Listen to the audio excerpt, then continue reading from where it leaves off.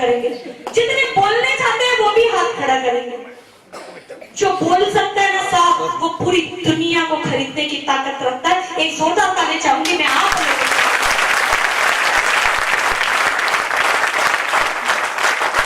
हमने भी ये डिसीजन लिया इस बिजनेस को करने का और आगे बढ़ते चले गए। कहते हैं कि प्रॉमिस वो होता है जो हम किसी और के साथ करते हैं, पर कमिटमेंट वो होता है जो कमिटमेंट खुद से किया जाता है। तो मैंने भी इस बिजनेस को करने का एक कमिटमेंट किया था, किसी और के साथ नहीं, किसी काले कोट वाले के साथ नहीं, जिसने मुझे इस बिजनेस को साइन कराया उसके साथ नहीं। क्योंकि कहते हैं जिस दिन आप इस बिजनेस पे साइन कर देते हैं उस दिन आप इस बिजनेस के मालिक बन जाते हैं। आपको पूरा अधिकार होता है इस बिजनेस को आप कैसे बढ़ाएंगे।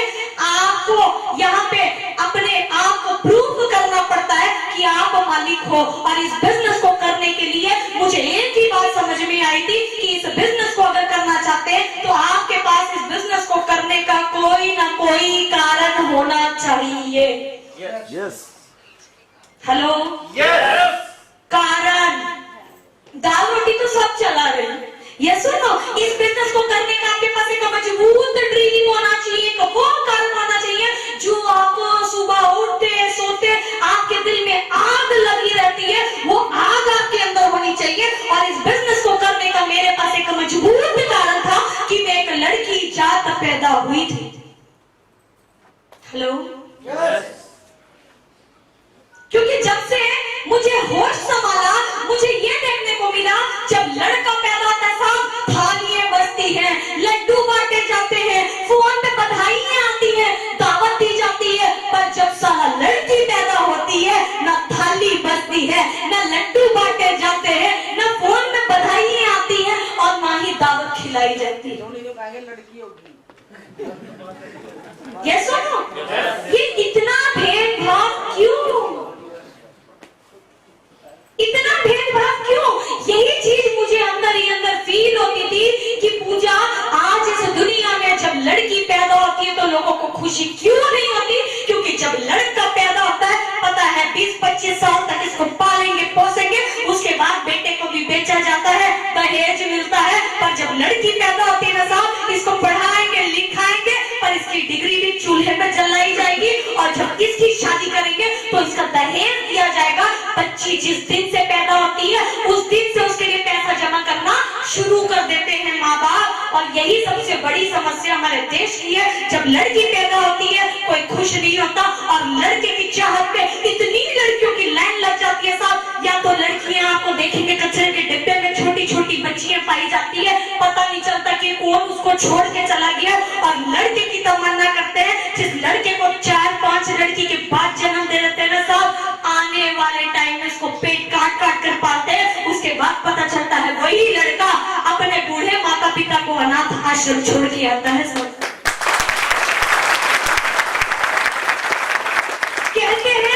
कहते हैं बेटा भाग्य से मिलता है और बेटियां सौभाग्य से मिलती है। बेटा एक कुल का नाम रोशन करता है, पर बेटी 2-2 कुल का नाम रोशन।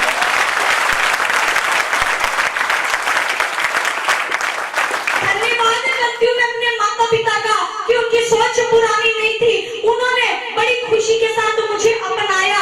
जो समझ मुझे दी वही समझ भाई को दी, जो आजादी उसे दी वही आजादी मुझे दी, जो खान पान उसे मिला वही खान पान मुझे मिला, जो कपड़े उसे मिले वही कपड़े मुझे मिले। और जिस दिन मेरी मम्मी को ये आज ये बिजनेस का मिशन समझ में आ गया, उस दिन से उन्होंने ये मुझे फ्री छोड़ दिया कि बेटा तेरी जिंदगी का डिसीजन है, तू ले सकती है। और अगर तुझे अपनी जिंदगी बनानी है तो आज ये बिजनेस से पवित्र बिजनेस तुझे इस दुनिया में कोई नहीं मिल सकता।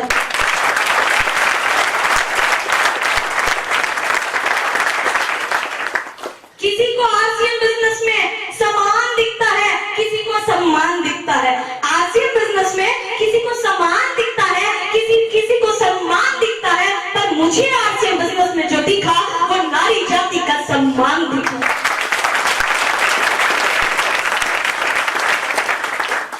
तो मुझे एक कारण पैदा किया, आपको भी एक कारण पैदा करना पड़ेगा। मेरे अंदर एक कारण पैदा हुआ कि इस दुनिया में आसियन बिजनेस में अपने पैरों पे इतनी मजबूत खड़ी हो जाऊंगी कि मेरे माध्यम से हजारों लाखों लोग, बहन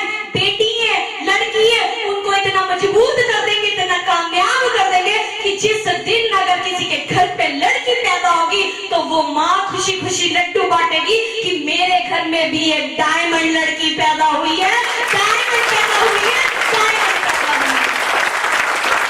हो सकता है, हो सकता है, दर्द है महिलाओं के जीवन में, जो दर्द है ना साहब किसी के नहीं। ये सुनो, आगे भी इसके बारे में चर्चा करेंगे। और कारण की बात कर रही थी, अगर मैं आपको बोलूं कि ये जो पिछली दीवार है, इस दीवार को तोड़ दो, तोड़ोगे? तोड़ेंगे? बोलेंगे पागल हो गई, लुधियाना से आई है छोरी, दीवार तोड़वा देगी, भरना तो अपन को पड़ेगा। ये सुनो, अगर मैं बोलूं कि इस मीटिंग में बैठा कोई भी व्यक्ति या महिला जो भी सबसे पहले इस दीवार को तोड़ेगा, मैं उसे 1 करोड़ का इनाम दूंगी।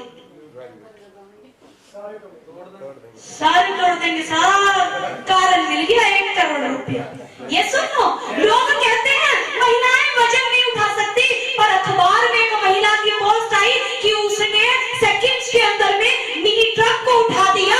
लोग हैरान हो गए, चौंक गए। जो महिला सब्जी का थैला उठाने के लिए भी उसे अपने आदमी की जरूरत होती है, पर वो मिनटों में उस मिनी ट्रक को कैसे उठा दी? तब उसका इंटरव्यू आता है, वो बताती है महिला कि मेरा छोटा सा 6 महीने का बच्चा उस मिनी ट्रक के नीचे दबा हुआ था, इसलिए साला मिनटों में उठा डाला।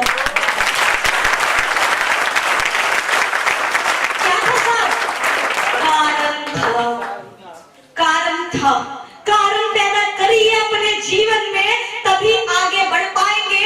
यह बिजनेस बिना कारण चलने वाला नहीं है। इस बिजनेस को चलाना है तो आपको कारण पैदा करना पड़ेगा। अगर आपके पास कारण नहीं है, ये काले कोट वाले अपलाइन भी आपका भला नहीं कर पाएंगे और ये सिस्टम भी भला नहीं कर पाएगा।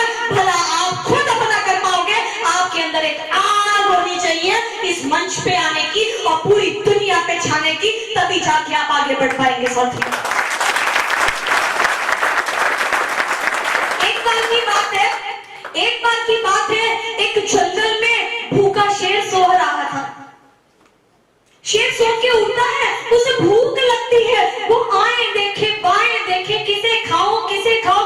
अचानक उसे एक नन्हा सा छोटा सा खरगोश दिखता है। तभी शेर सोचता है आज इस खरगोश को खा के अपनी भूख मिटाऊंगा। वो नन्हा सा खरगोश बेचारा इतना प्यारा, शेर उसे पकड़ने का प्रयास करता है। खरगोश वहां से भाग निकलता है। खरगोश आगे आगे, शेर पीछे पीछे, खरगोश आगे आगे, शेर पीछे पीछे। भागते भागते भागते खरगोश अपने बिल में घुस जाता है और बिल के बाहर शेर बेचारा हाँफता रह जाता है। शेर बोलता है अरे खरगोश भाई जरा बाहर तो आना। खरगोश बोलता है शेर चाचा क्या काम है, जरा दूर से बताओ ना, अगर मैं बाहर आऊंगा तो तुम मुझे खा जाएगा।